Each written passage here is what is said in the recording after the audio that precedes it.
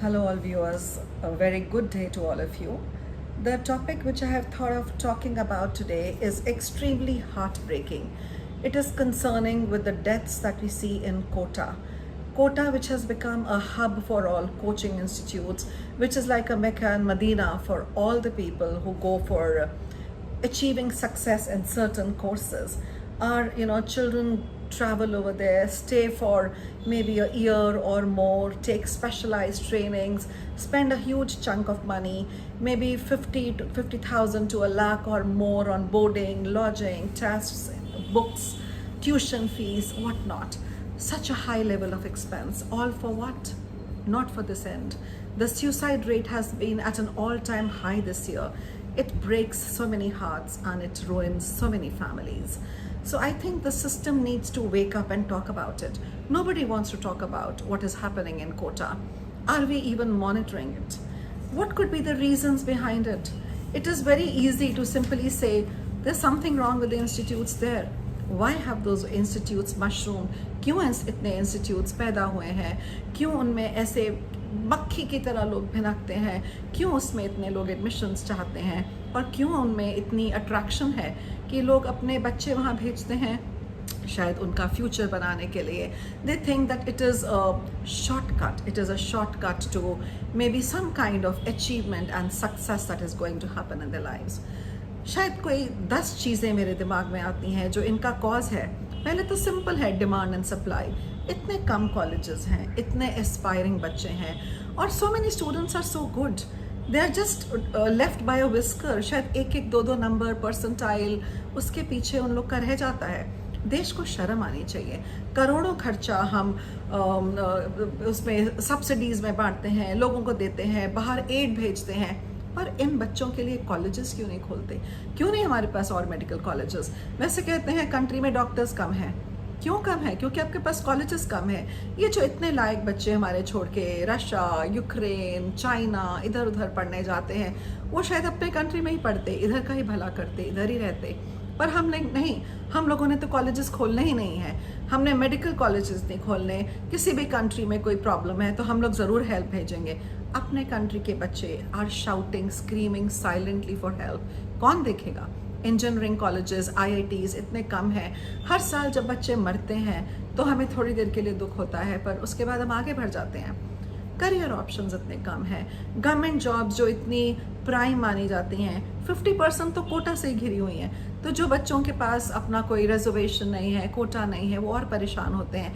जिनके पास है वो भी बहुत सुखी नहीं है, क्योंकि अब तो कोटा में भी बहुत कंपटीशन हो गया है और जो रिजर्व्ड सीट्स हैं वो कौन सा आसान रह गई हैं. इतने सारे जो कोर्सेज हैं ये बड़े ल्यूक्रेटिव ऑप्शंस माने जाते हैं. तीसरा पॉइंट ये है, लोग सोचते हैं कि एक बार मेरा बच्चा इस कोर्स में आ जाएगा तो उसकी शायद ज़िंदगी सुधर जाएगी. पता नहीं उसको कौन सी जन्नत या दुनिया नसीब हो जाएगी. ऐसा तो नहीं है. सिर्फ सक्सेस यहाँ पे तो नहीं है, पर हमने एक ऐसा माहौल खड़ा कर दिया है, उसको इतना नीश बना दिया है कि सब सोचते हैं कि अगर हम एक बार ये IIT या ये टॉप कुछ इंस्टीट्यूट्स में आ गए शायद तभी हमारी ज़िंदगी सफल है. और इसके साथ हमारी चौथा पॉइंट है कि सोशल प्रेस्टीज जुड़ी हुई है.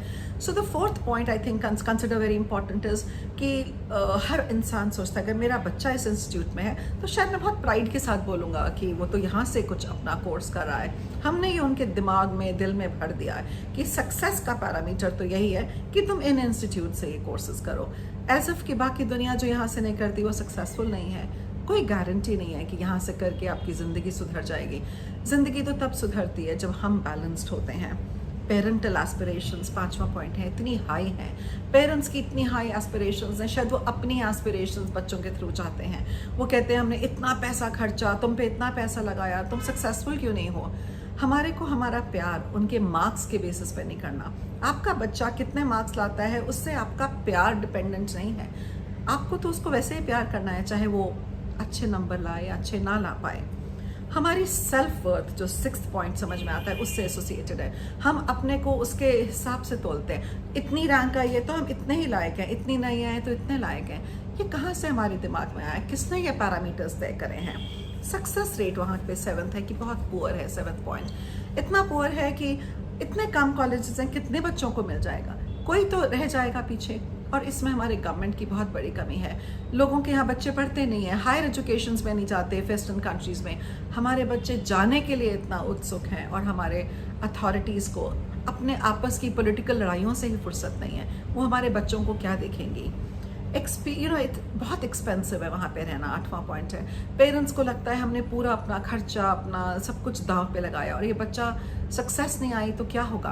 वो बच्चा उसी प्रेशर के नीचे दबा जाता है और एक ऐसा स्टेप ले लेता है। 9th पॉइंट ये है कि बच्चा बहुत अकेला रहता है वहाँ पे, सबसे कट ऑफ, बिल्कुल अकेला।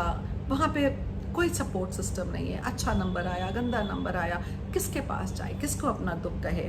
और हमारे क्या था कि हर बच्चा जो 10th पॉइंट है उसके पास वो पोटेंशियल नहीं है, वो एप्टीट्यूड नहीं है। ज़रूरी नहीं है कि हर बच्चा साइंस के लिए कट आउट हो या इंजीनियरिंग के लिए या मेडिकल के लिए। उसके पास कुछ और हो सकता है, या हो सकता है वो बहुत एवरेज हो।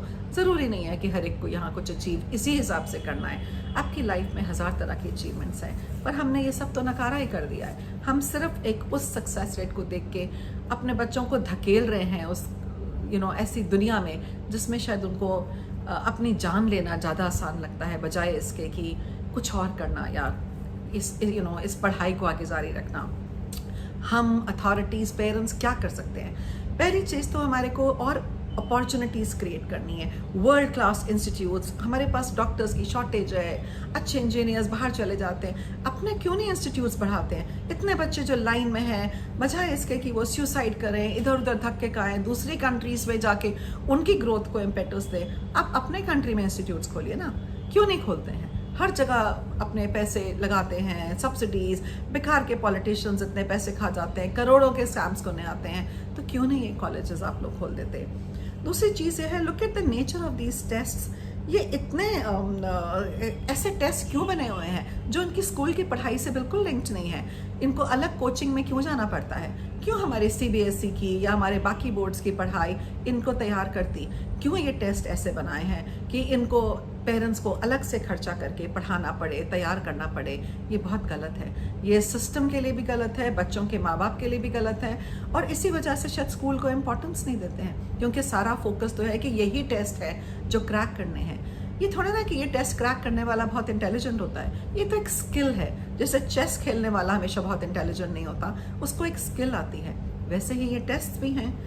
और 3rd पॉइंट जो हमें बहुत ध्यान में रखना है कि हमें उनको दूसरे करियर्स की तरफ एक्सपोजर देना है, ऑप्शंस दिखानी है, उनकी ल्यूक्रेटिविटी बतानी है और बताना है कि वो भी आपके लिए बहुत अच्छे हो सकते हैं। चौथी चीज़ है, अवेयरनेस थोड़ी जनरेट करनी है। पेरेंट्स को बताना है कि ये दुनिया का अंत नहीं है, आपका बच्चा बहुत प्यारा है, बहुत कीमती है, इसको मत गंवाइए, मत धकेलिए एक ऐसे एग्ज़ाम के पीछे जिसमें ज़रूरी नहीं है कि चांसेस ऑफ सक्सेस बहुत हाई हों।